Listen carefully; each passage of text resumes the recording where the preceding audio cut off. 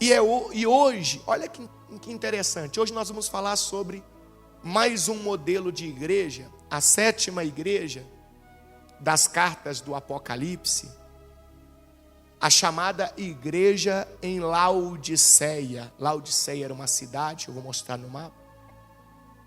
E olha que coisa interessante, em todas as outras igrejas que a gente viu, por mais que a igreja tivesse meio tortinha, e Jesus traz a correção, mas em todas sempre teve um elogio.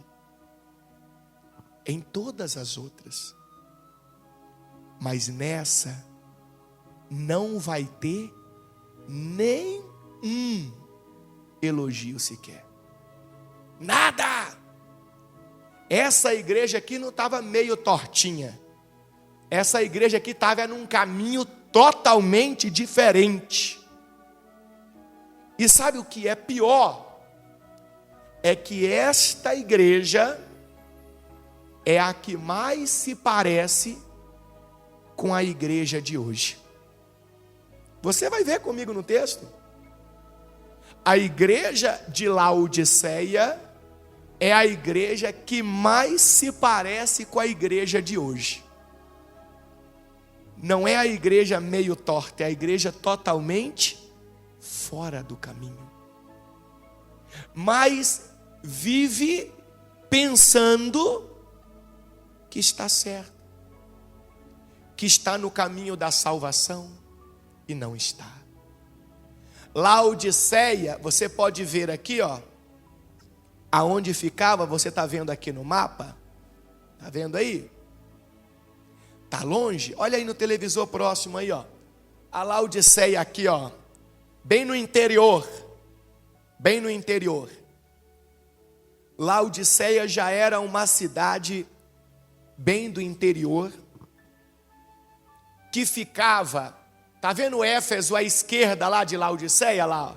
Éfeso está a oeste, não é isso? À esquerda, olha lá, não é isso mesmo? Éfeso era a cidade portuária, Laodiceia já era uma cidade mais do interior, mas nem por isso uma cidade insignificante, não. Laodiceia ficava a mais ou menos 160 quilômetros de Éfeso. E era uma cidade, economicamente falando, muito forte. Porque era uma cidade que produzia tanto de forma industrial, quanto de forma comercial. Qual a diferença de industrial para comercial? O comércio apenas vende o que a indústria produz. Concorda comigo? A indústria fabrica, o comércio vende. Laodiceia tinha as duas coisas. Laodiceia produzia e vendia. E claro, se produzia, não vendia só na própria cidade. Vendia para as outras cidades, para o comércio de outras cidades.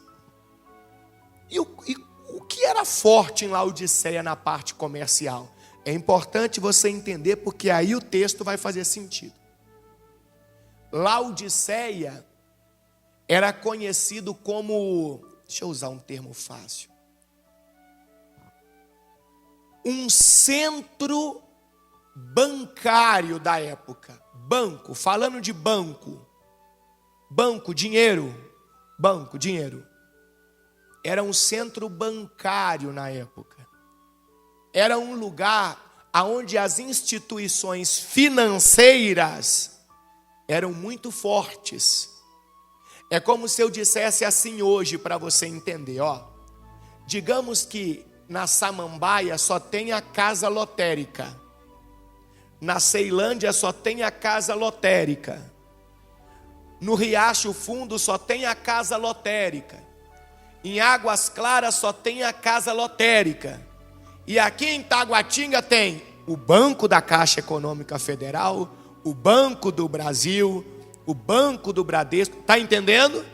Então, aonde seria um centro bancário desta região do DF? Taguatinga. Então, Laodiceia era assim. Começa por aí. Guarda isso que daqui a pouco você vai entender o que o texto nos traz como referência. Outra coisa que Laodiceia fazia, produzia, muita lã. Lã para tecidos. Só que ela era uma grande produtora de lã preta. Cor preta, lã preta. Guarde isso também. Ela era uma grande produtora de lã, mas na sua grande maioria lã de cor preta. E terceiro, Laodiceia era uma grande produtora de uma espécie de colírio, de remédio para os olhos. Uma grande fabricante. Tinha como se fosse uma indústria desse produto em Laodiceia. Então esta era a cidade de Laodiceia. Uma outra coisa importante que precisamos saber é que esta cidade ficava bem próxima de duas outras que não são citadas aqui, nas cartas ao Apocalipse. Por quê?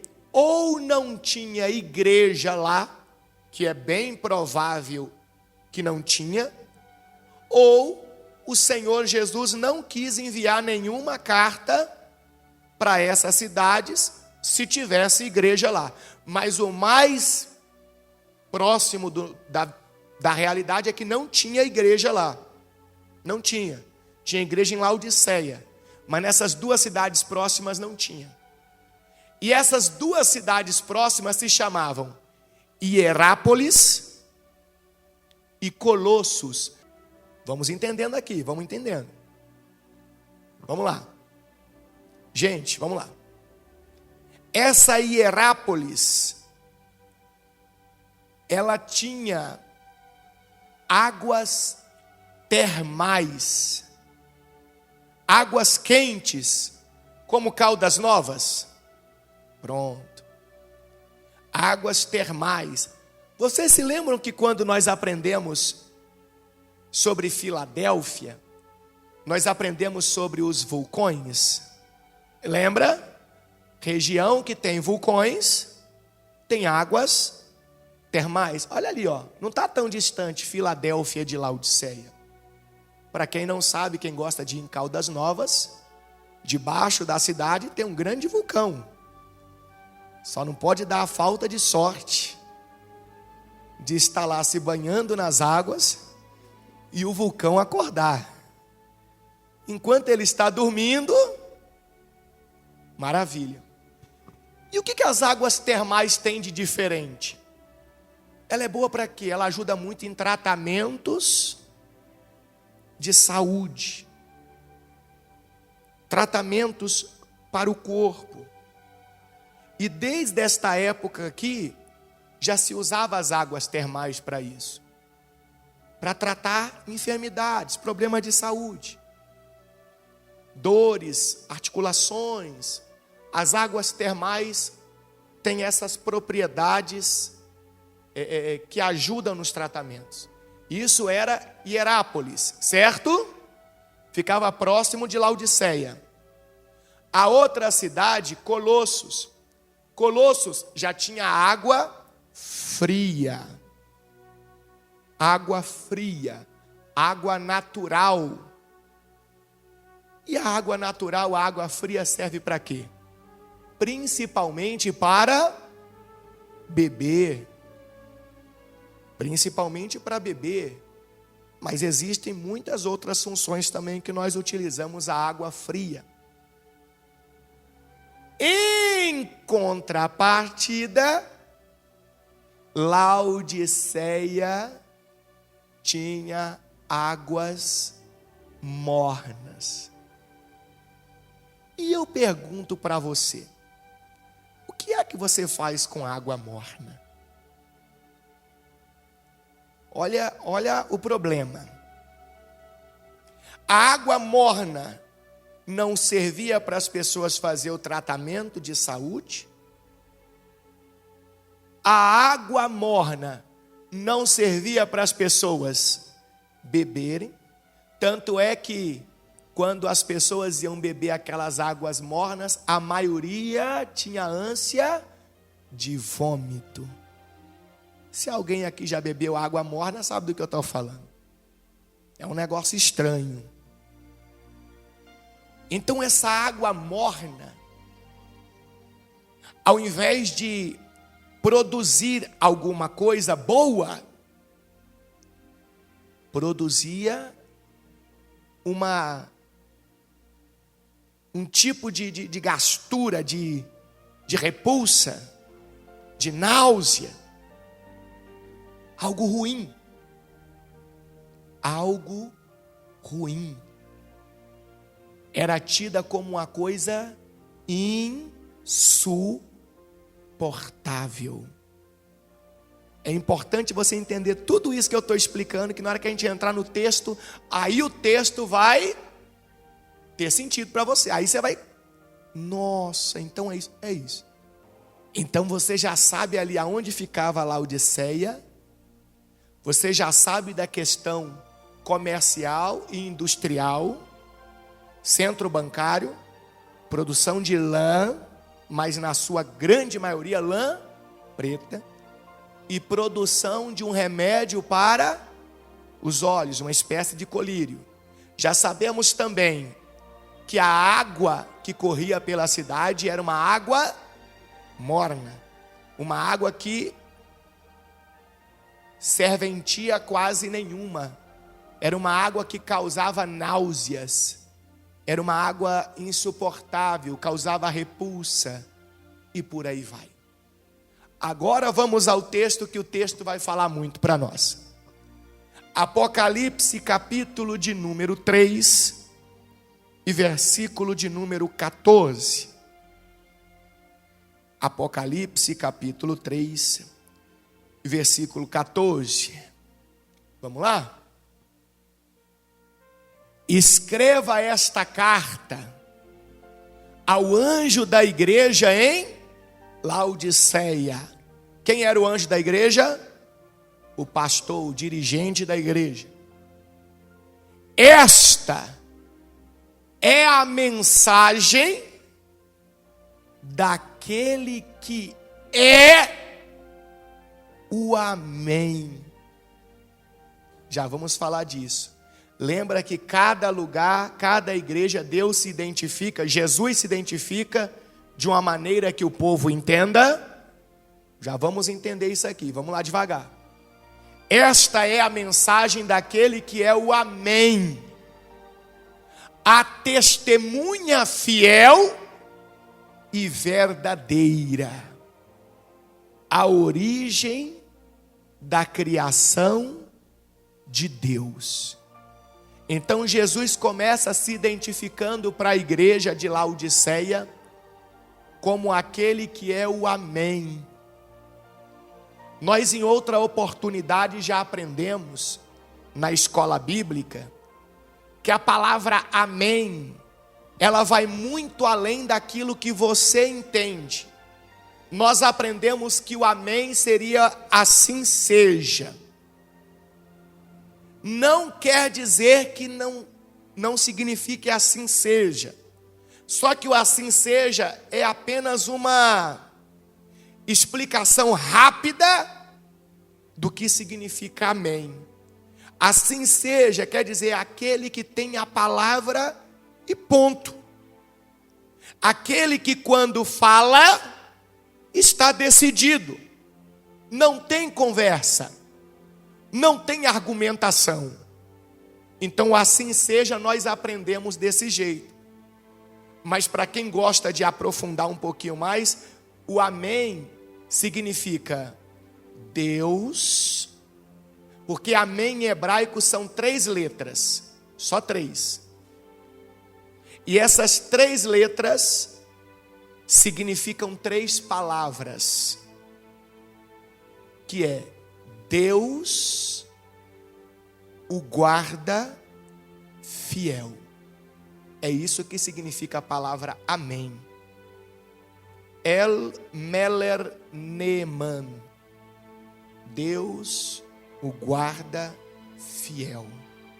Deus, a coluna fiel. Deus é o soberano. Ele, quando fala, é superior a tudo e a todos. Então Jesus se identifica para a igreja de Laodiceia como aquele que tem a palavra final, a palavra soberana. Você vai entender comigo no decorrer da leitura que Jesus já se apresenta assim, porque a igreja de Laodiceia era uma igreja de pessoas orgulhosas. Era uma igreja de pessoas que queriam discutir a palavra final. Era uma igreja de pessoas que não aceitava simplesmente o que Jesus ensinava como verdade absoluta. Ela queria contender. Então Jesus já se apresenta assim: quem manda sou eu. Eu sou maior do que você. Eu sou maior do que todos. Eu sou o superior. Eu sou o amém. Eu sou aquele que tem a palavra final. Ninguém tem uma palavra além da minha. Então você já percebe que Jesus começa a falar com a igreja de Laodiceia como quem diz: fique no seu lugar, que é menor, inferior ao meu. Isso não é o pastor não, gente. É Jesus se identificando. Porque se Jesus não se identifica desse jeito, o que a igreja ia fazer? Ia começar a contender com o pastor que estava lendo a carta. Não, mas isso aí, pastor, é o que o senhor está dizendo. Isso aí não é... Será que não foi o apóstolo João que pensou desse jeito e está querendo dizer que é dessa forma? Então Jesus já se apresenta da seguinte maneira: quem está mandando esta mensagem é aquele que é superior a tudo e a todos. Não tem discussão no que eu vou falar. É simplesmente para você ouvir e você refletir. A decisão vai ser sua. A escolha vai ser sua. De que lado você vai ficar. Mas a mensagem não se discute. Por isso que ele falou: esta é a mensagem daquele que é o amém.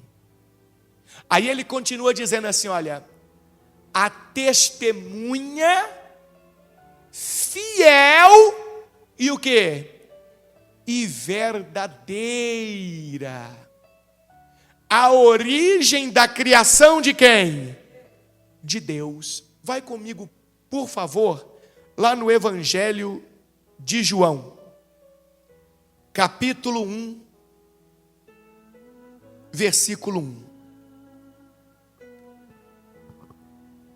João capítulo 1, versículo 1. Jesus está se identificando como a testemunha fiel e verdadeira. A origem da criação de quem? De Deus.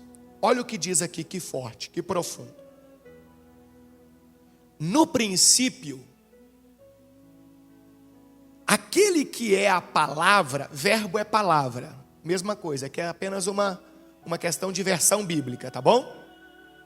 Aquele que é a palavra, ou o verbo, já existia. Então, quando eu falo do princípio de tudo, eu não posso colocar Deus no princípio. Não. Nosso universo tem um princípio. Nós, seres humanos, temos um princípio. Deus não tem um princípio. Deus é sempre eterno. O que significa sempre eterno? Está lá em Isaías. Ele sempre existiu e sempre vai existir. Por isso que ele diz, no princípio, no seu princípio, no princípio deste universo, aquele que é a palavra já existia. Jesus já existia. E ele continua dizendo, a palavra estava com Deus e a palavra era Deus. Jesus não foi criado por Deus, tira isso da sua cabeça. Porque se ele tivesse sido criado por Deus, então ele não poderia ser Deus. Seu filho nunca vai poder ser você. Seu filho foi criado por você, foi gerado por você. Ele vai ter semelhanças com você, vai ter um DNA que vai vincular ele a você, mas ele nunca vai ser você. E se a Bíblia está dizendo que Jesus estava com Deus e Jesus era Deus, então você não pode separar um do outro, é o mesmo. Isso é muito importante a gente entender. Ele não é dividido. Está errado dividir Deus. Está errado aquela ideia de 3 pessoas. O inimigo quer que pensemos assim. Porque a partir do momento que você coloca 3, já não é mais monoteísmo. E eu vou mostrar algo tão forte na Bíblia para você hoje que você vai se surpreender. É politeísmo. Mono é um. Há um só Deus. Um só batismo. Jesus é Deus. Mas Bispo Paulo, por que ele veio então com o nome de Jesus? Que na verdade isso aí já é no nosso vocabulário, Jesus. Por que ele veio à terra com o nome de Yeshua? Porque todo nome em hebraico tem um significado. Diferentemente dos nomes em português ou em outra língua, que não significam nada. Por que esse menino vai chamar Paulo? Por exemplo, Paulo. Porque o pai dele chama Paulo. É uma homenagem ao pai dele. Está vendo? Não tem uma profundidade no nome. Em hebraico, não. Em hebraico, todo nome tem um significado. Quer ver que interessante que eu vou te falar agora?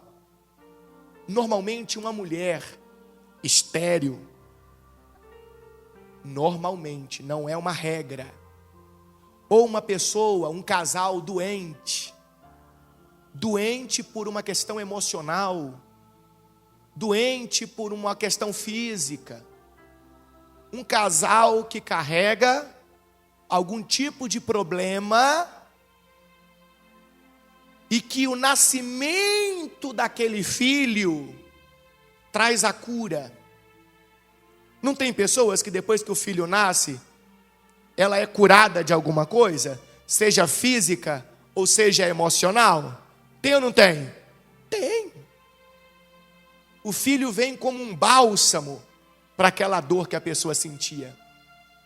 Então, em hebraico, normalmente, o judeu coloca o nome daquele filho de Rafael. Por que Rafael? Porque Rafa é cura. El, ou El, é Deus. Então, o nome daquela criança é Deus que cura. A chegada dessa criança trouxe cura. Então o nome Yeshua significa aquele que salva. Você vê que o significado é o que importa. Então Deus vem em forma humana, ele se esvazia de sua glória, como está escrito em Filipenses capítulo 2, ele se esvazia de sua glória para vir a este mundo como escravo em forma humana, para trazer a oportunidade da salvação. Então Deus Todo-Poderoso, Pai, vem como o Filho, aquele que salva.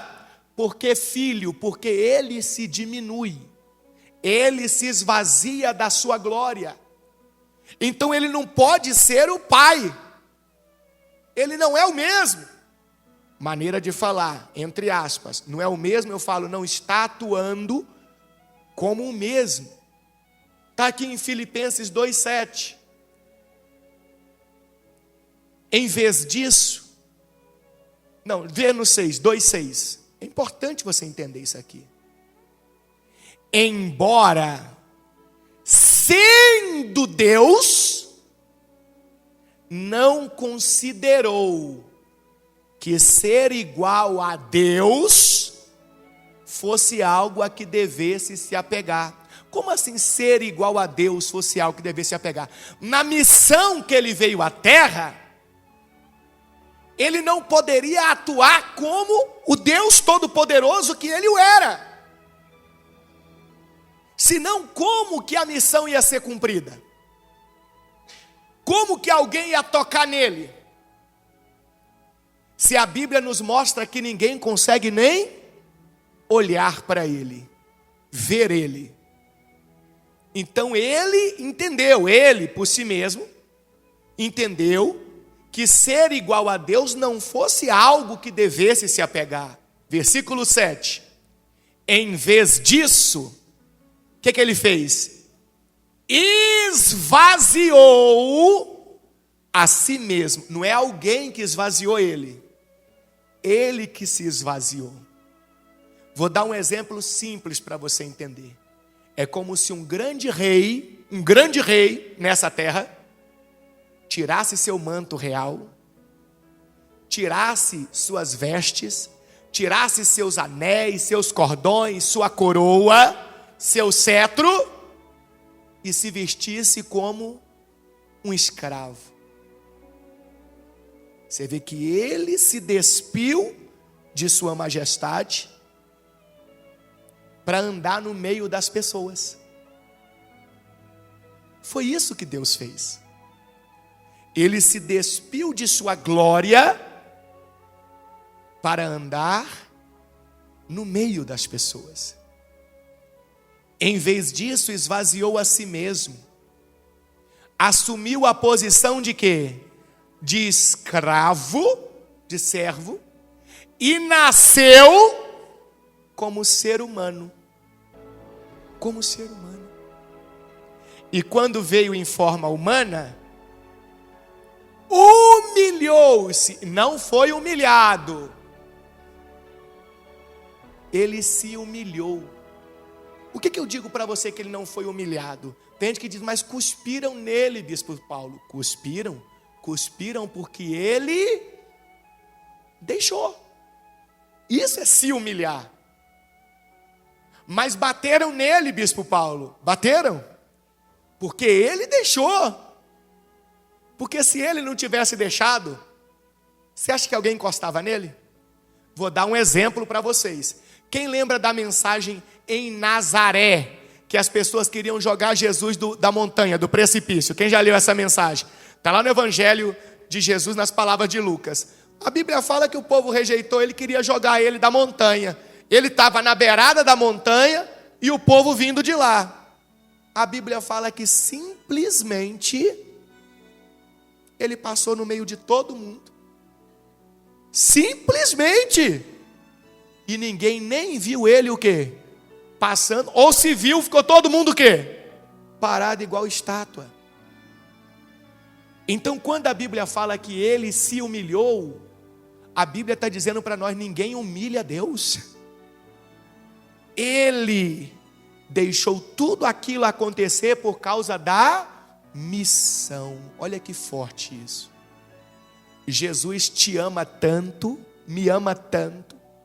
Deus quer tanto a salvação da nossa alma, que Ele deixou um ser humano infeliz, perturbado, dar uma bofetada no rosto dele, cuspir no rosto dele, só porque Ele quer salvar você. Olha que profundo isso. Ninguém te ama mais do que Deus, não, gente. Ninguém me ama mais do que Jesus, não. Coloca isso no seu coração. Se tem alguém que nós temos que ter respeito, amor, gratidão, devoção, é Deus, é Jesus. É Jesus. Então ele diz, olha que profundo. Ele está mostrando aqui lá em Lucas, né? Aqui, ó, Lucas 4:29. Pretendiam empurrá-lo precipício abaixo, mas ele passou por entre a multidão e seguiu seu caminho. Quem encostou nele? Ninguém. Então tira aquela ideia de que Jesus foi humilhado pelos sacerdotes. Foi não. Jesus se humilhou. Lembra de Jesus perante Pilatos? Pilatos, fala alguma coisa, rapaz. Eu tenho poder para te livrar, para te condenar. Eu tenho.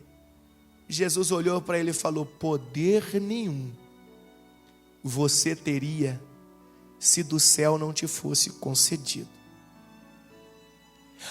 Mas não sei o que, você tem que se defender, você isso, aquilo, outro. Jesus olha para ele e fala: maior pecado tem aqueles que me entregaram nas suas mãos do que você. Como quem diz, eu estou aqui nessa posição porque eu quero estar. Que se eu não quisesse estar aqui, ninguém tocava em mim. Então quero mostrar para você aqui, Jesus se identificando para a igreja em Laodiceia, como aquele que tem a palavra final, aquele que é absoluto, aquele que é o princípio da criação de Deus. Olha lá ele mostrando, falando para Pilatos, João 19:11. Você não teria autoridade alguma sobre mim, se esta não lhe fosse dada de cima. Portanto, aquele que me entregou a você, tem um pecado maior. Então eu quero que você compreenda que Jesus é Deus. Vou agora mostrar na Bíblia para você com fundamentos. Vamos lá. Jesus é o princípio da criação de Deus, mas não que foi criado por Deus. Não, Ele é o próprio Deus. Ele é o princípio da criação porque Ele, como Deus, estava antes do princípio. Antes do princípio. Vai comigo, por favor, lá no livro do Apocalipse, capítulo 1, versículo 18. 1:18. O que Jesus diz aqui para nós? Eu sou aquele que vive. Estive morto, mas agora vivo para todo o sempre. Aqui ele está falando da crucificação e da ressurreição. E tenho as chaves da morte e do mundo dos mortos, ou seja, do inferno. Volta no 17. No 17 é interessante, olha lá. Quando vi, João falando, quando o vi, caí aos seus pés como morto. Ele, porém, colocou a mão direita sobre mim e disse: não tenha medo. Olha o que Jesus disse. Jesus: eu sou o primeiro e o último. Se ele não é Deus, se ele foi criado por Deus, como muitos dizem, então ele não podia ser o primeiro. O primeiro seria quem? Deus. Se ele está dizendo que ele é o primeiro e ele é o último, quer dizer que ninguém criou ele. Então ele está dizendo que ele é Deus. Ele é o próprio Deus. Quer ver mais profundamente? Vai comigo lá, por favor, em Mateus, capítulo 1, versículo 22. Mateus 1, 22. Olha o que está escrito. Tudo isso aconteceu para cumprir o que o Senhor tinha dito por meio do profeta. Vejam, a virgem ficará grávida, ela dará à luz um filho e o chamarão Emanuel. Então lembra, todo nome hebraico tem um significado. E o que significa Emanuel? Deus conosco. Então Jesus, em forma humana, nada mais era do que o próprio Deus no meio das pessoas. Deus conosco. Agora eu vou colocar piolho na cabeça. Piolho na cabeça. Vai comigo lá em João, capítulo 8, versículo 24. João 8, 24. Olha o que diz. Foi por isso que eu disse que vocês morrerão em seus pecados, pois a menos que creiam que eu sou lá de cima, morrerão em seus pecados. O que Jesus estava dizendo aqui para os escribas, fariseus e tantos outros? A menos que vocês creiam que eu sou o próprio Deus, vocês morrerão em seus pecados. Não crer que Jesus é o próprio Deus é estar pecando. Olha o versículo 58. Ele vai deixar mais claro no 58. Jesus respondeu: eu lhes digo a verdade. Qual a verdade que ele disse? Lê para mim aí, em voz alta, vai, por favor. Olha lá, eu lhes digo a verdade. Qual verdade?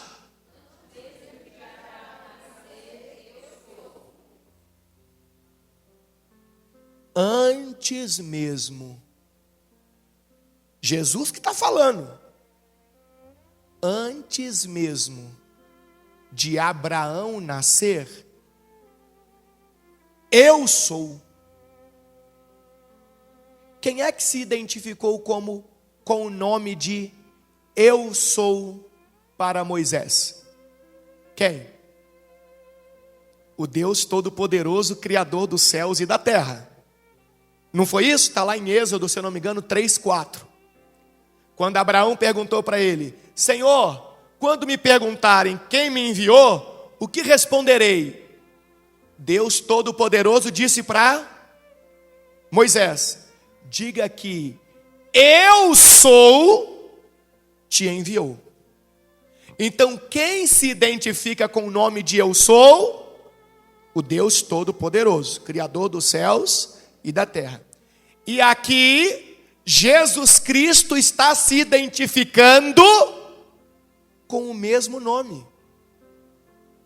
Se ele está se identificando com o mesmo nome, é porque é a mesma pessoa. É o mesmo. Olha lá em Êxodo. Olha lá. Êxodo 3,14. Deus respondeu a Moisés: eu sou o que sou. Diga ao povo de Israel: eu sou, me enviou a vocês. Mas é por isso que é importante estarmos aqui aprendendo. Gente, tudo que o inimigo quer é nos afastar de Deus. E muitas das vezes ele vai usar do entendimento errado da Bíblia para nos afastar de Deus. Porque não existe maneira melhor de você confundir alguém a não ser dentro daquilo que ela acredita. Aí você coloca ela em confusão. Jesus está dizendo para nós, está dizendo para a igreja em Laodiceia. Vamos voltar lá em Laodiceia agora. Vamos lá.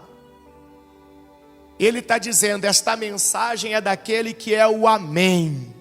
Já aprendemos, aquele que tem a palavra final, aquele que ninguém é maior do que ele, aquele que é o guarda fiel, aquele que é o rei de todos, de tudo, aquele que sustenta, a testemunha fiel e verdadeira, aquele que tudo fez, aquele que tudo criou, aquele que sabe de todas as coisas, a origem da criação de Deus, a origem, o início de tudo que Deus vai fazer. Jesus é o próprio Deus, é o soberano, é aquele que pode salvar, é aquele que pode também condenar, é aquele que tem todo o poder e toda a autoridade.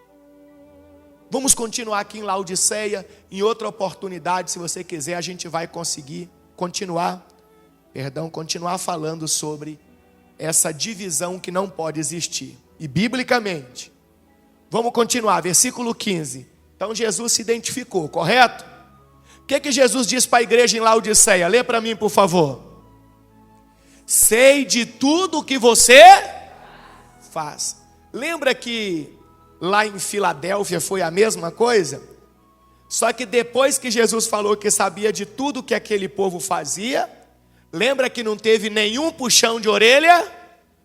Então lá nós aprendemos que Jesus estava elogiando as obras que a igreja tinha, o povo tinha. Aqui não. Aqui ele está mostrando que estava tudo errado. E Jesus diz assim: sei de tudo o que você faz. Você não é frio e o quê?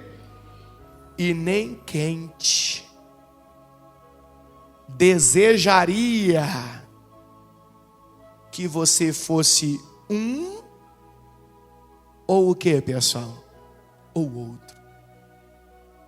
O frio, Jesus estava se referindo às águas de Colossos, águas boas para beber, uma linguagem que o povo entendia. O quente, Jesus estava se referindo às águas termais de Herápolis, águas que eram muito benéficas para tratamentos de saúde. E Jesus estava dizendo: vocês não são nem aquilo e nem isto. Vocês não são nem uma coisa e nem outra. Se a gente traz para a igreja, para o entendimento da igreja, para as pessoas, o que é o frio? O frio é aquele que não tem conhecimento nenhum do texto sagrado. Nenhum. O frio é aquele que está perdido no mundo ainda. O frio é aquele que não teve nenhuma oportunidade de aprender a palavra. O quente, quem é o quente? O quente é aquele que está aprendendo e está praticando. O quente é aquele que está colocando em prática tudo que Deus tem ensinado. Ele está vivendo, cada dia ele melhora mais, cada dia ele é mais fervoroso, cada dia ele está mais envolvido com as coisas de quem? De Deus. Cada dia ele é mais próximo do que Deus se agrada. E quem não é uma coisa nem outra? Quem é o morno? Quem é aquele que não está tendo nenhum tipo de sensação agradável aos olhos de Deus? É aquele que tem a oportunidade de aprender a palavra, sabe como deve viver, sabe como deve ser, mas não é. Ele fica no meio do caminho. Ele sabe o que Deus ensina, mas ele não faz. E nós temos o exemplo do morno em um homem chamado Ananias. Ananias e a esposa dele, chamada Safira, eles eram membros da igreja, sabiam os ensinamentos de Deus, mas não viviam intensamente, ficaram no meio do caminho. É por isso que eu disse que a igreja de Laodiceia é a que mais se parece com a igreja de hoje. A igreja de hoje é uma igreja que está no meio do caminho, é uma igreja que não se decide, é uma igreja que não vive exatamente o que Deus ensina. Não, ela faz o que ela acha que tem que fazer, o que ela não acha que tem que fazer, ela não faz. E quando alguém traz a Bíblia para mostrar para ela, ela discute. A igreja de Laodiceia discutia. Por isso que Jesus já se apresentou logo: cala a sua boca. Como quem diz assim, Jesus falando para a igreja: só ouça e o quê? E reflita. Não venha bater boca. Porque a igreja de Laodiceia discutia. Então, o que aconteceu com Ananias e Safira? Está lá em Atos dos Apóstolos, capítulo 5, versículo 1. Ananias e Safira viram que a igreja estava vivendo a fé.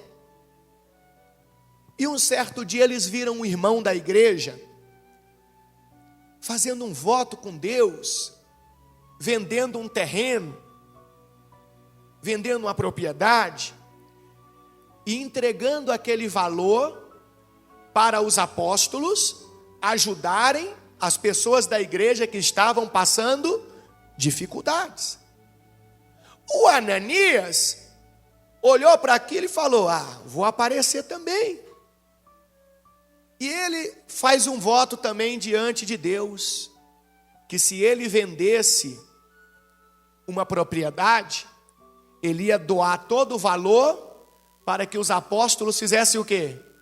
Ajudassem quem tinha necessidade. E ele vende a propriedade. Coloca para mim Atos capítulo 5, versículo de número 1. Acompanha comigo na tela.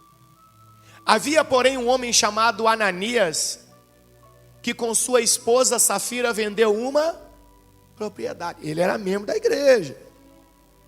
Levou apenas parte do dinheiro aos apóstolos.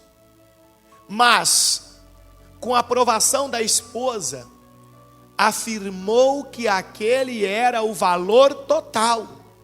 E ficou com o quê? Com o resto. Você vê que aqui tem dois erros. Primeiro erro, que ele não levou tudo que prometeu para quem? Para Deus. E segundo erro, qual que é? Não, mas ali, entre ali, tem uma coisa ali, o quê? Mentira. Mentiu. Ele combinou com a mulher contarem uma mentira. Uma pessoa que realmente ela está vivendo os ensinamentos de Deus, vai ficar mentindo?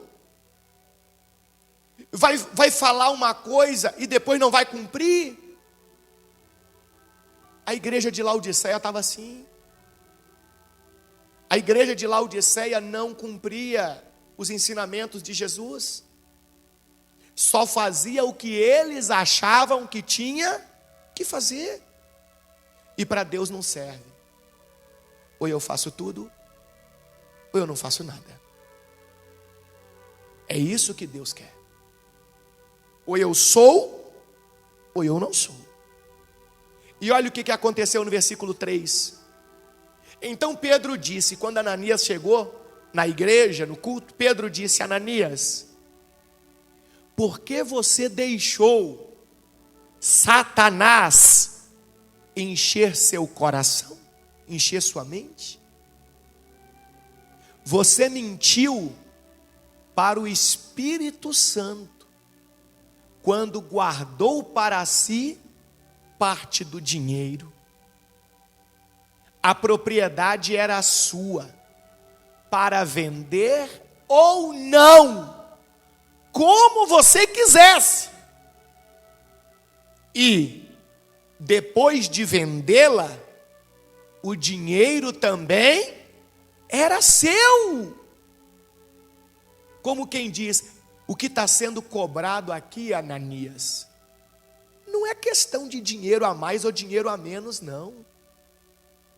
O que está sendo cobrado aqui é o tipo de crente que você é. Porque se você fosse um crente frio, ou crente frio não, que não existe crente frio. Se você não fosse crente, fosse frio, não fosse crente, fosse frio, você não teria feito promessa nenhuma, voto nenhum com quem? Com Deus. E se você fosse crente de verdade, aquele que é quente, que serve para alguma coisa, você teria cumprido o seu voto com quem? Com Deus. Mas como você é um crente morno, olha a atitude que você teve. É isso que está sendo cobrado, Ananias. O tipo de crente que você está sendo, que você é. Eu queria que cada um de nós agora olhássemos para dentro de nós. Porque Deus enxerga em nós o tipo de crente que nós somos. Uma coisa eu te digo, frio, ninguém aqui é. Porque todo mundo aqui tem tido a oportunidade de aprender os ensinamentos de Deus. A pergunta é: somos quentes? Servimos para alguma coisa aos olhos de Deus? Ou somos mornos? Somos insuportáveis? Não temos serventia nenhuma? Estamos enganando a nós mesmos? Ele fez um voto para aparecer nas pessoas, no meio das pessoas. Ele queria vaidade, por que o irmão lá apareceu bonitão? Não, é porque está morno. Sempre a pessoa que faz voto na emoção, na vaidade, qualquer coisa que não seja pela fé, é porque está o quê? Morno. O quente, eu quero que você entenda isso, gente. O quente, ele serve para algo muito especial. Ele vive os ensinamentos de Jesus. Ele não é meio termo. Ele não discute. Ele não questiona. Jesus está dizendo é isso e acabou. E ele segue em frente. Então olha o que aconteceu. Pedro falou com ele: como você pôde fazer uma coisa dessa, Ananias? Você não mentiu para nós, mas para Deus. Versículo 5.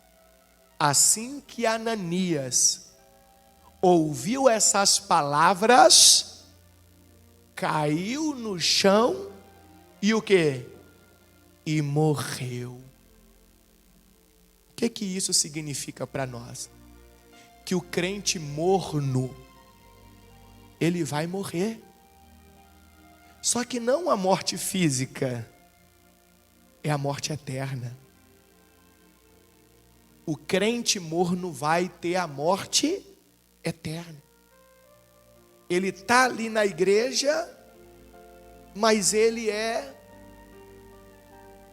meio termo. Ele só faz o que acha, o que pensa, o que dá, o que quer.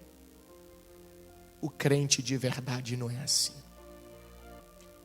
O crente de verdade, ele vive o que Deus ensina. Eu pergunto para você mais uma vez: você tem vivido o que Deus ensina? Ou você tem vivido o que você acha que deve viver? Aos olhos de Deus,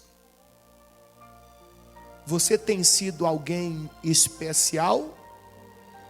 Ou você tem sido alguém desprezível? Vamos continuar lá na carta à Laodiceia, já estamos terminando. Vamos lá. Vamos voltar lá. Estamos no, estamos no 15, né? Sei de tudo que você faz. Você não é frio, nem o quê? Nem quente. Desejaria que fosse um ou outro. Versículo 16. Mas, porque é como água morna, nem quente nem fria, eu vomitarei de minha boca. Jesus estava dizendo para eles algo que eles entendiam. Porque a maioria do povo daquela cidade, quando pegava água e bebia, sentia ânsia, náuseas e vomitava. Jesus estava dizendo para a igreja assim: é desse jeito que eu estou me sentindo com vocês. Náuseas. Estou sentindo ânsia de vômito. Eu não estou suportando ter você no meio da igreja. Olha que profundo isso. Olha que forte isso. Que isso, Bispo Paulo? Mas Jesus está sendo muito duro. Muito duro. Jesus está mostrando o caminho da salvação. E às vezes as pessoas estão tão distantes que você tem que puxar ela pela orelha e arrastar ela até mostrar para ela o caminho certo. Quem sabe ela acorda. Versículo 17. Você diz: sou rico e próspero, não preciso de coisa alguma. Lembra que eu falei que o povo era um povo orgulhoso? Lembra? Então, depois de toda aquela correção ainda, o povo: não, nós somos ricos e prósperos, não precisamos de coisa alguma. Em outras palavras, estamos no caminho certo. É isso que nós temos que fazer. E eles se baseavam numa vida externa. Lembra que a cidade era bem sucedida? E essa cidade era tão bem sucedida que ela também teve um grande terremoto que a destruiu. Só que diferentemente de Filadélfia, que precisava do governo romano para reconstruir, eles não. Eles tinham condições financeiras de reconstruir a cidade. Então o povo da cidade se achava autossuficiente. E esse pensamento também estava no povo da igreja. O povo se achava autossuficiente. Eles entendiam que a maneira de caminhar, de agir, de viver era o necessário. Não precisava mudar em nada. Eles viviam de aparência. Eles estavam totalmente vazios de Deus, mas se apoiavam nas coisas externas, aquilo que estava ao redor.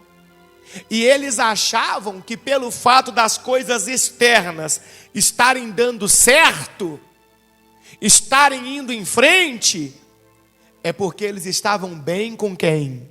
Com Deus, mas não estavam. Não estavam. Eles estavam vazios. Eles estavam mal espiritualmente.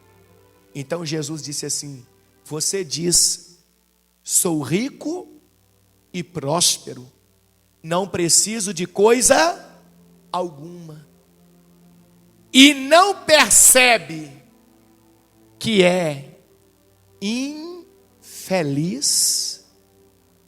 miserável, pobre, cego e está nu. Aqui Jesus está falando de tudo o que eles conheciam e talvez se apoiavam na cidade. Lembra? Lembra do centro bancário? Lembra da produção de lã, vestimentas?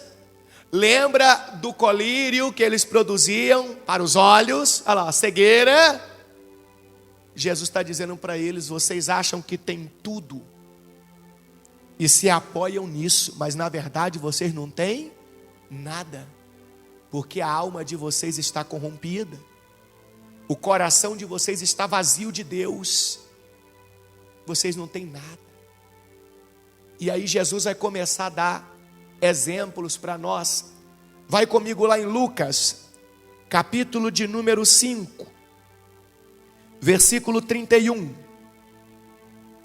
Lucas 5:31. Jesus diz assim para eles, para o povo que estava rejeitando o ensinamento. Ele diz: as pessoas saudáveis não precisam de médico, mas sim quem? Os doentes. Não vim para chamar os justos, mas sim os pecadores para que se arrependam. O que Jesus estava dizendo aqui? Se eu estou te dando um puxão de orelha, é porque é lógico que você não está bem, é lógico que você está doente e está precisando de quê? De médico. Para de se enganar com as coisas ao seu redor. Olha para dentro de você, olha para dentro do seu coração, olha como está a sua alma. Se eu estou puxando a sua orelha, deixa de ser orgulhoso. Jesus falando para a igreja, para de ser orgulhoso, vença o seu orgulho. Ninguém que está bem é corrigido, não. Ninguém que está certo leva a repreensão, não. Só leva a repreensão quem está o quê? Errado.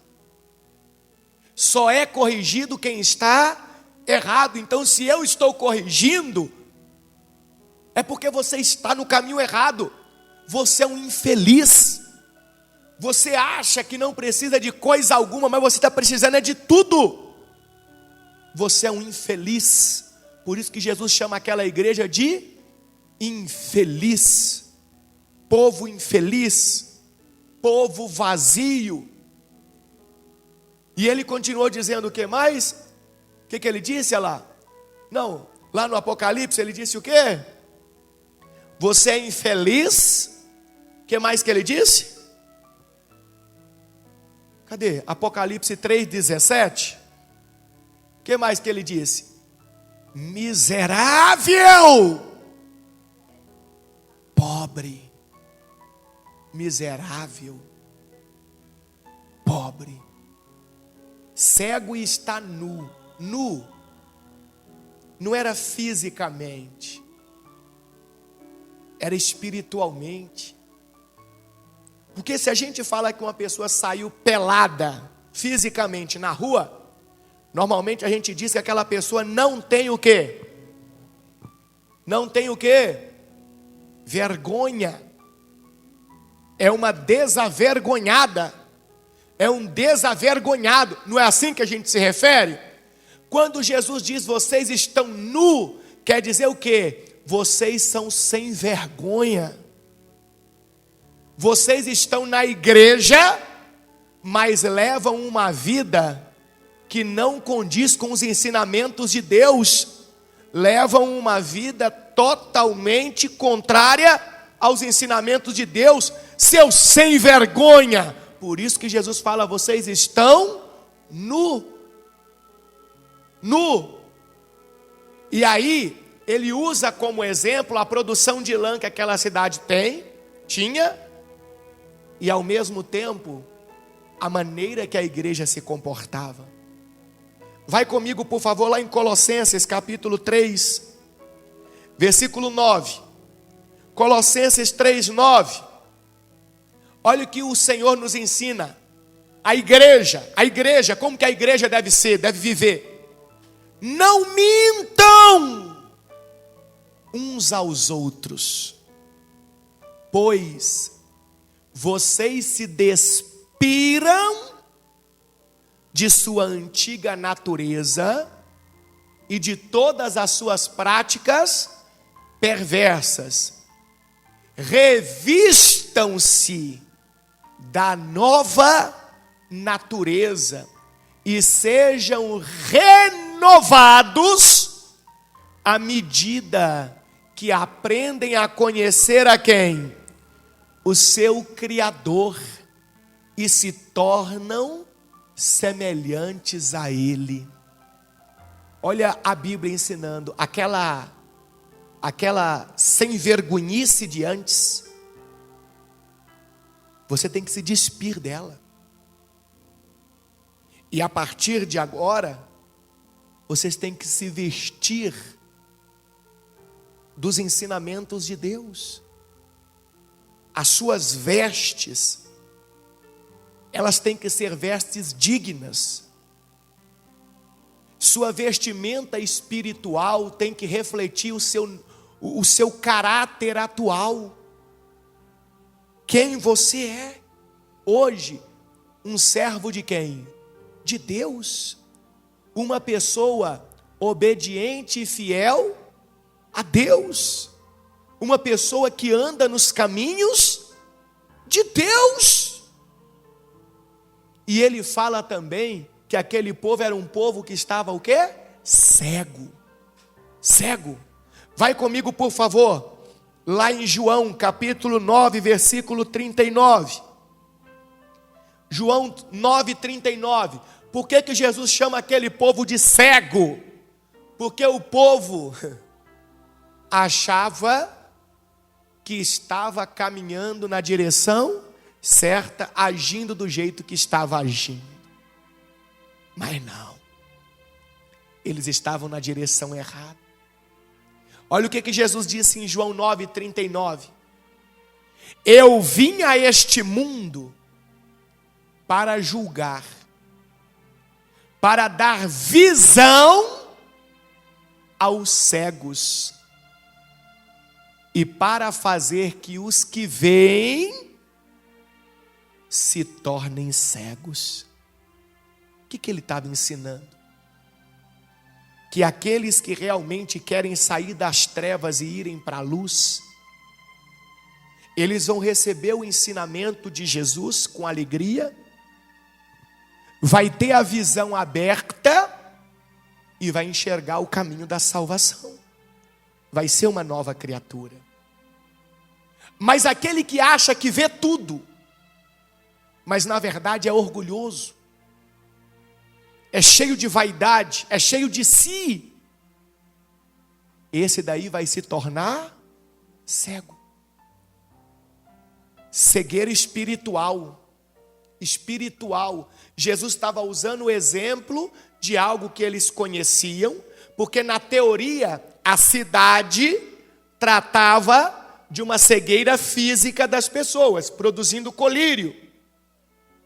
Ao mesmo tempo, a igreja estava num caminho contrário. É como se Jesus estivesse dizendo: a cidade, o que vocês trabalham é para abrir os olhos dos outros, mas os seus estão cada dia mais fechados. Os seus estão cada dia mais cegos. Porque vocês estão na igreja. O colírio da igreja é a palavra de quem? De Deus. Só que é como se você não pingasse esse colírio nos seus olhos. Você tem o colírio, o remédio para a cegueira e não usa.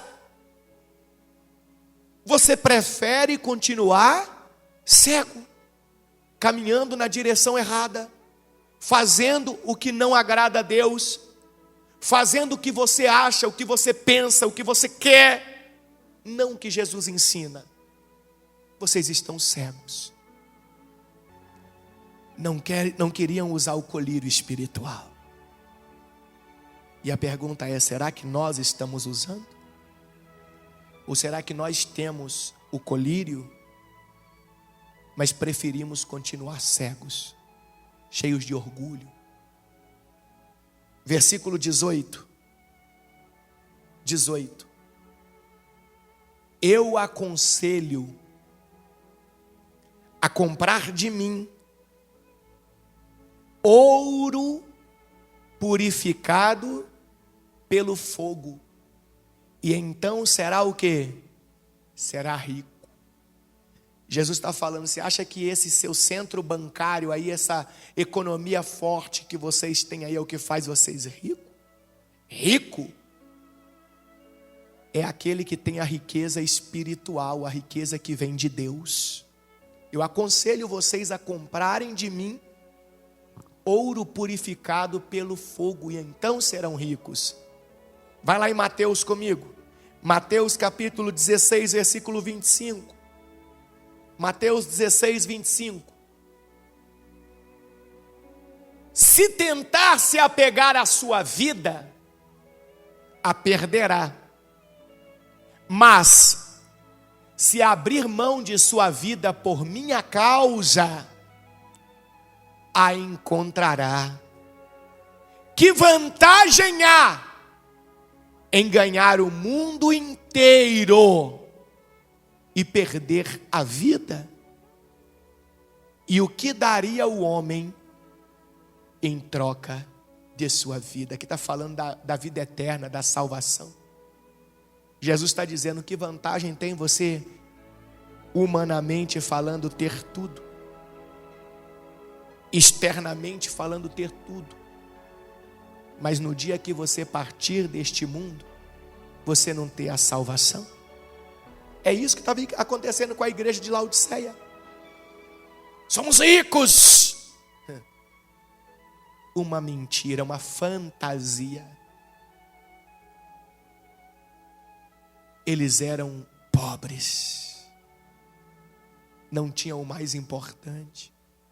Será que nós temos o mais importante? A vida eterna, a salvação de nossa alma. Continuando lá no Apocalipse, ele disse, no versículo 18 ainda: então ele disse: aconselho a comprar de mim ouro purificado pelo fogo, e então será rico. Compre também roupas o quê? Brancas. Lembra que a maior produção que eles tinham de lã era lã o quê? Preta. Por isso que Jesus fala: comprem roupas brancas. Roupas que mostrem que não existe nenhuma mancha. Porque no preto se engana. Ou não engana? A roupa preta tiver uma manchinha assim, quase que não se vê. E no branco? Jesus estava dizendo: a igreja tem que ter uma vida sem manchas, pura, branca. Comprem também roupas brancas, para que não se envergonhem de sua nudez. Vai comigo, por favor, lá em Apocalipse, capítulo de número 19, versículo 8.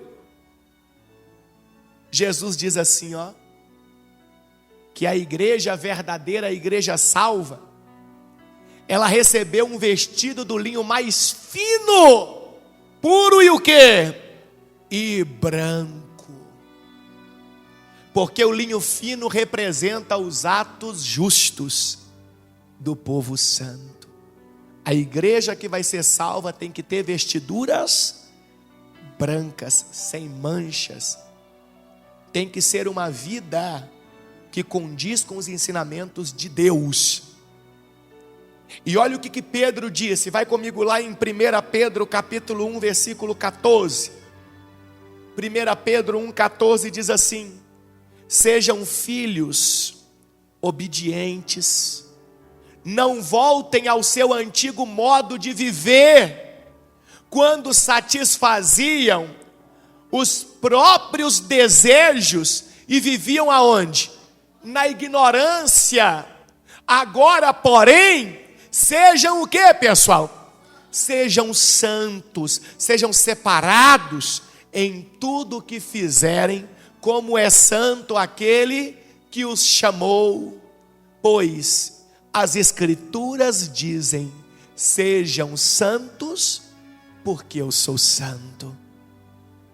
Então quer dizer que quando eu não estou vivendo uma vida separada, quando eu não estou vestido da forma que o Senhor está ensinando, eu estou vivendo na sem vergonhice.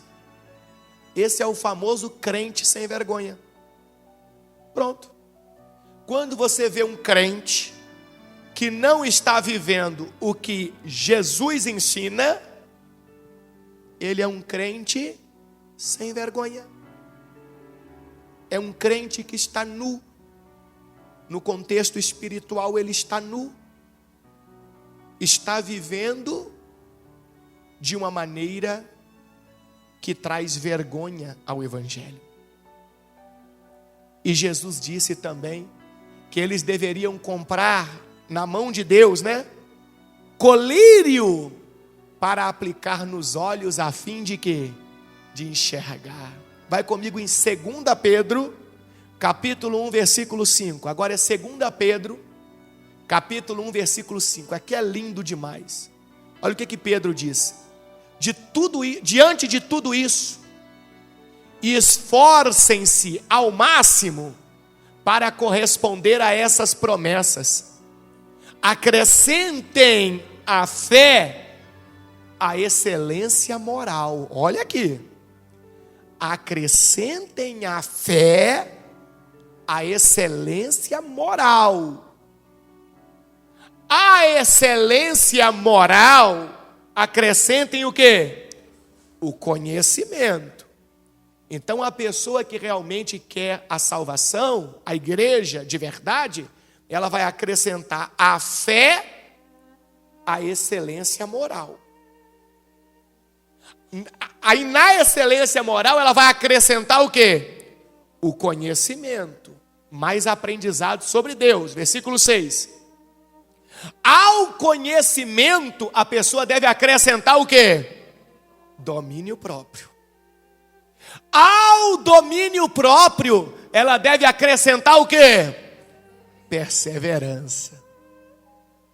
A perseverança ela deve acrescentar o quê?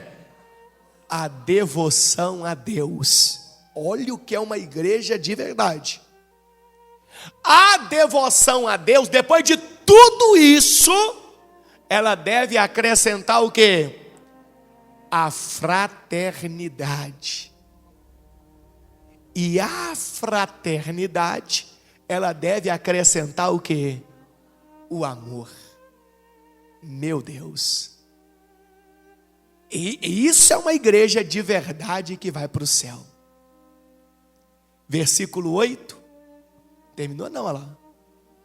Quanto mais crescerem nessas coisas, mais produtivos e úteis serão no conhecimento completo de nosso Senhor Jesus Cristo. Quanto mais eu crescer nessas coisas, tudo que nós vimos, agora aí, é que eu vou me tornando mais produtivo e o quê? E útil. E quanto menos crescimento eu tiver nessas coisas que nós aprendemos aí agora, nós vamos sendo menos produtíveis e também inúteis. Lembra da água morna? A água morna servia para quê? Para causar ânsia de vômito, para causar repulsa. O crente que não é crente de verdade, ele é inútil, ele é uma vergonha, ele é uma vergonha. Tem gente que fala que não vai para a igreja por causa do mau exemplo, da vergonha que o vizinho dela, que diz que é crente, fica mostrando por aí. Versículo 9. Mas aqueles que não se desenvolvem desse modo, do modo que foi ensinado ali, a fé é acrescentar excelência moral, a excelência moral acrescentar o conhecimento. Quem não se desenvolve desse modo são praticamente cegos, vendo apenas o que está perto e se esquecem de que foram purificados de seus antigos pecados. Meu Deus, tem gente que foge da verdade, né? Um dos grandes defeitos do ser humano é o ser humano viver induzido pelos outros. Quase ninguém tem a sua própria maneira de pensar.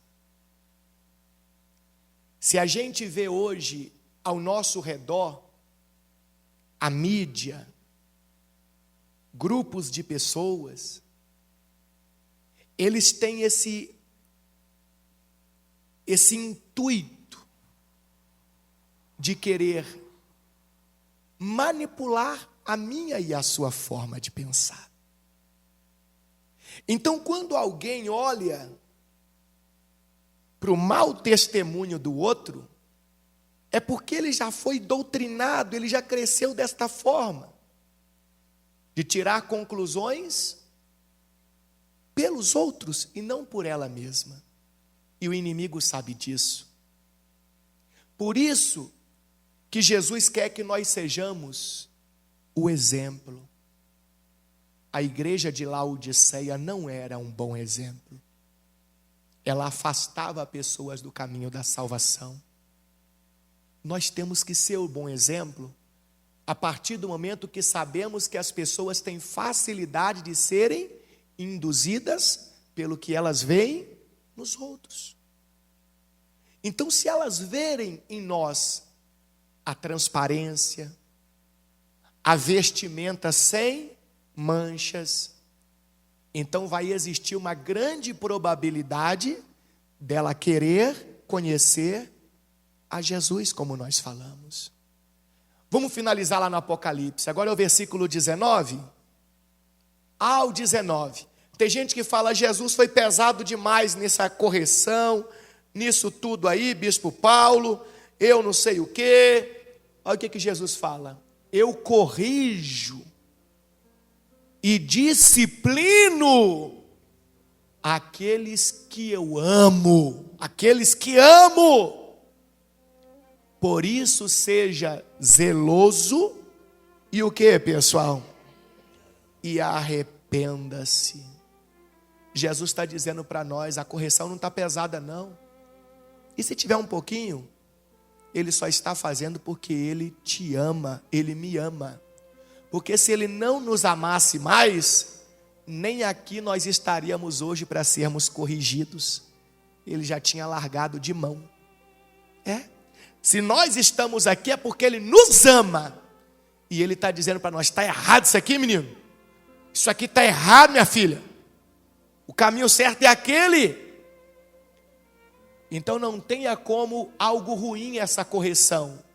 A igreja de Laodiceia Jesus estava dizendo para eles: eu amo vocês, por mais que vocês estão tudo errado, eu amo e quero salvar, por isso estou corrigindo. E se a gente pega a Bíblia Sagrada, vamos encontrar referências assim. Vai comigo, por favor, lá em Hebreus, capítulo 12, versículo 4. Hebreus 12, 4. Coloca aí para nós, por favor, Hebreus 12, 4. Olha o que diz o texto sagrado. Hebreus 12, 4. Afinal, ainda não chegaram a arriscar a vida na luta contra o pecado. Acaso vocês se esqueceram das palavras de ânimo que Deus lhes dirigiu como filhos dele? Ele disse: meu filho, não despreze a disciplina do Senhor. Não desanime quando ele o corrigir, pois o Senhor disciplina quem ele ama e castiga todo aquele que aceita como filho. Enquanto suportam essa disciplina de Deus, lembrem-se de que ele os trata como filhos. Quem já ouviu falar de um filho que nunca foi disciplinado pelo pai? Se Deus não os disciplina como faz com todos os seus filhos, significa que vocês não são filhos de verdade, mas ilegítimos, uma vez que respeitávamos nossos pais terrenos que nos disciplinavam. Não devemos nos submeter ainda mais à disciplina do Pai de nosso espírito e assim obter a vida? Pois nossos pais nos disciplinaram por alguns anos, como julgaram melhor, mas a disciplina de Deus é sempre para o nosso bem, a fim de que participemos de sua santidade.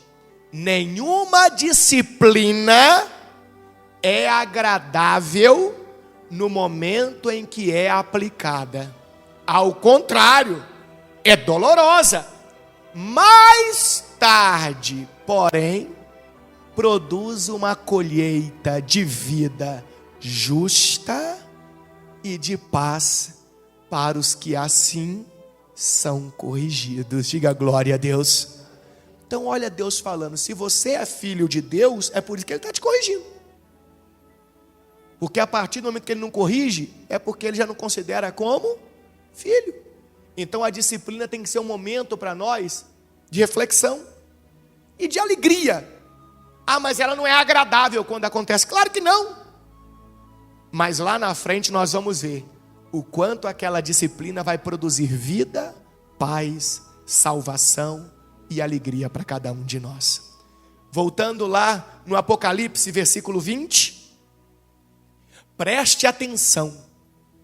Estou à porta e bato.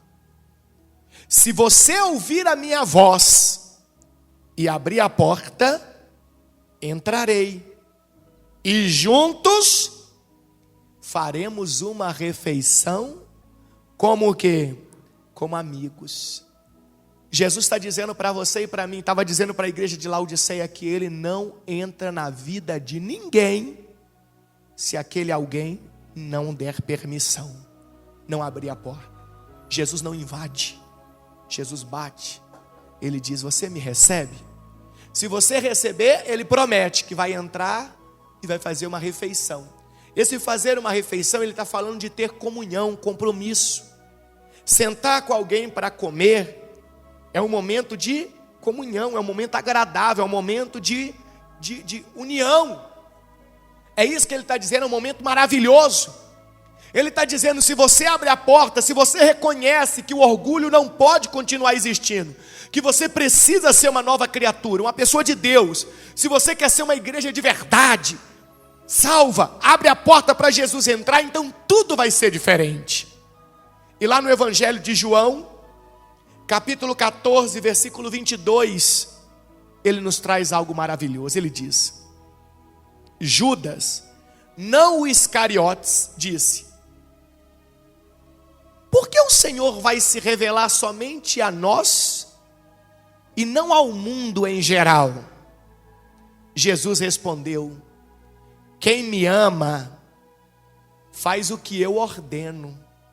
Lembra? Estou à porta e bato. Se alguém ouvir a minha voz e abrir a porta, entrarei e farei uma refeição com ele. Cearei com ele e ele comigo. Correto? Um discípulo de Jesus falou: por que o Senhor não se manifesta para todo mundo? Por que o Senhor não entra na casa, na vida de todo mundo? Aí Jesus respondeu: porque quem me ama faz o que eu ordeno. Meu Pai o amará e nós viremos para morar nele. Diga glória a Deus. Então quem abre a porta para mim é aquele que obedece o que eu ensino. Então eu vou entrar e eu vou morar ali no coração, na vida daquela pessoa. A presença de Deus estará com aquela criatura. Versículo 24. Quem não me ama, não me obedece. Então quem não obedece deixa a porta o quê? Fechada. E quem deixa a porta fechada, Jesus vai entrar? Não. Quem não obedece os ensinamentos de Deus, Jesus vai entrar na vida daquela pessoa? Não. É isso que Jesus estava falando para a igreja de Laodiceia. Eu não estou na vida de vocês, porque vocês não querem obedecer os meus ensinamentos. Vocês querem viver do jeito que vocês acham. E lembrem-se, estas palavras não são minhas. Elas vêm do Pai que me enviou. E o versículo 21 lá do Apocalipse, ele disse: o vitorioso se sentará comigo em meu trono, assim como eu fui vitorioso e me sentei com meu Pai em seu trono. Quem tem ouvidos para ouvir, ouça o que o Espírito diz às igrejas. Quem é o vitorioso? O vitorioso é aquele que é obediente, que é fiel, que abre a porta para Jesus entrar. Jesus usa o exemplo dele. Eu tive o direito de me assentar no trono de glória, porque eu fui obediente à missão que eu vim cumprir. Lá em Filipenses 2, que nós lemos no começo, se eu não me engano 7, diz que ele foi obediente até a morte. E morte de quê? De cruz. E por causa dessa obediência, dessa fidelidade, ele foi exaltado sobre todos. E recebeu o nome que está acima de todo nome. Aí a pessoa quer ir para o céu, a pessoa quer se assentar também num trono, a pessoa quer ter a salvação. Mas Jesus está dizendo, siga o exemplo dele. De obediência ao projeto de salvação, de obediência à palavra de Deus, de ser igreja de verdade. Esvazie-se do orgulho, da vaidade. Não seja morno. Não engane a você mesmo. Sai da situação de mornidão. Porque senão a qualquer momento você pode ser vomitado. E eu te faço uma pergunta. Alguém aqui já vomitou alguma vez e depois aproveitou o vômito para alguma coisa? Não? Isso significa que o vômito não serve para nada. Então quer dizer que uma pessoa que chega ao ponto de ser vomitada pelo próprio Deus, rejeitada, ela vai servir para quê? Para nada. E veja que o frio, ele não é vomitado. O quente também não corre o risco de ser vomitado. Quem corre o risco é o morto. Aquele que está na igreja, mas não está vivendo como igreja de verdade. Observe que em toda a carta para Laodiceia não teve um elogio. Foi só puxão de orelha. Mas ainda existia oportunidade de salvação. Por isso Jesus estava corrigindo. Que possamos guardar essa oportunidade de viver. Eu não sei quem é você, mas você sabe quem é você. Eu não sei como você está. Frio eu sei que não está. Eu não sei se você está quente ou morno, mas você sabe. Então se está morno, faz o que Pedro ensinou lá, lembra? A fé acrescente à excelência da moral. E a excelência da moral acrescente ao conhecimento. Acelera a sua vida espiritual para você voltar a ser quente. Para você passar a ser quente. Está ali, sendo útil. Sai da mornidão, pessoal. Nós temos visto a cada dia as profecias se cumprindo. Cada dia que passa, os acontecimentos no Brasil e no mundo mostram para nós apenas uma coisa: a vinda de Jesus está próxima. A Bíblia nos informa que a vinda dele acontecerá quando um governo único estiver assumindo o mundo. Um governo que tenha o mesmo pensamento. Um governo que tenha as mesmas ideias. O mundo está se desenhando nisso. A Bíblia diz que a vinda de Cristo estaria próxima quando o mundo necessitasse de um socorro de paz, entre aspas. A Bíblia chama de falsa paz, que é aquela que o anticristo supostamente vai trazer. Veja, o mundo está em conflito. O mundo é China, é Rússia, é Ucrânia, é Coreia do Norte, é Estados Unidos, é Coreia do Sul, é Brasil, é Venezuela. O mundo está em crise. O mundo está à beira de um colapso que vai necessitar de uma, entre aspas, paz. A Bíblia traz tudo isso desenhado para nós. Tudo está se alinhando. Uma moeda única, já existe uma moeda única. É a moeda digital. Não precisa de ser um nome diferente, não. Se é dólar, se é real, se é iene, se é franco suíço, não importa. É digital.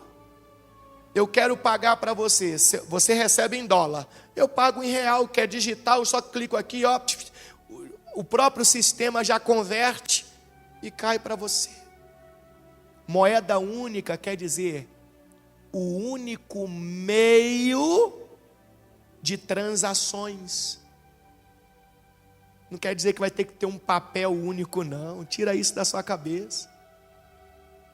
Veja como tudo está acontecendo. E tem um detalhe importante.